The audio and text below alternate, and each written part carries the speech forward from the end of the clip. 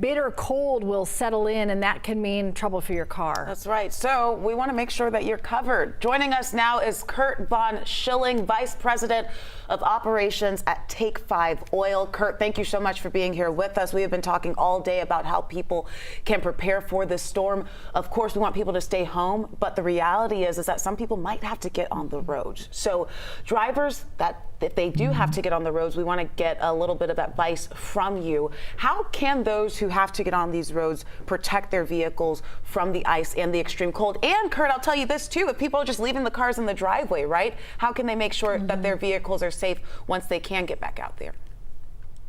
Well, first thing is the preparation ahead of time. If that part was usurped, the after the fact is, if it's freezing, making sure your cooling system, when you get back to your operating temperature vehicle, crank it up, let it sit in the driveway for a couple of minutes. It's best to actually have the vehicle driving at idle versus actually sitting in your driveway for a long time warming up.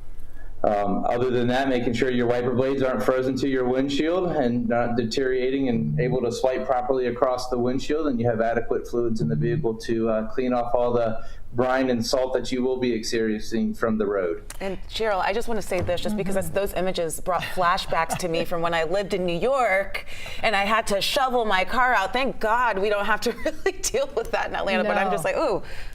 It's funny, goodness. I was thinking the same thing, Kurt. You know, I lived in a very snowy place for a long time too, and remind people how to safely get ice off a windshield, because if you put really hot water on it, that can really cause big problems, right?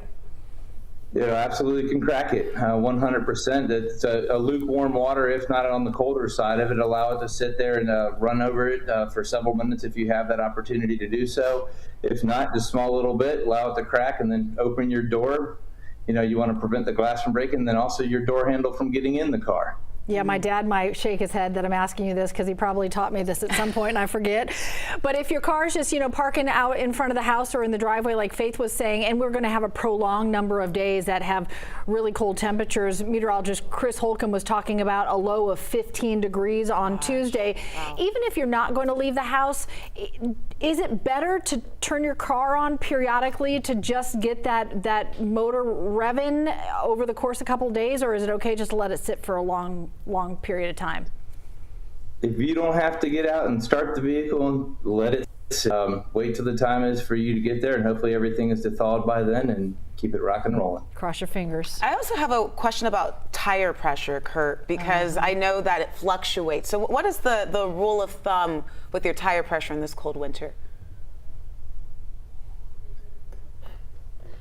Forgive me, you broke up there, but the rule of thumb there is make sure that you do have the adequate pressure in there. Inflate if you've been driving. You want to keep your tires inflated. You want to make sure that they have been driven for less than a mile or stationary for 3 hours to get the adequate tire pressure in the vehicle. And make sure that you have adequate tread to get on the roads. If you have slick tires, it certainly doesn't help the situation either. Yeah, that's no doubt. It does not at all, especially with the hills in Atlanta too. Look, the best rule of advice, what do we say? Stay inside. Just stay inside. Just do not get out there. Kurt, thanks so much for the time. Really appreciate it.